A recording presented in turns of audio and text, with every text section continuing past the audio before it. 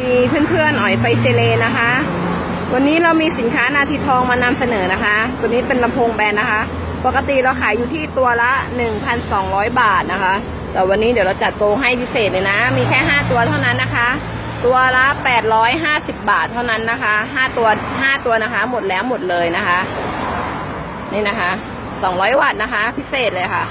5ตัวแค่5ตัวเท่านั้นนะคะค่าจัดส่งเคอรี่ก็100 เดียวนะคะ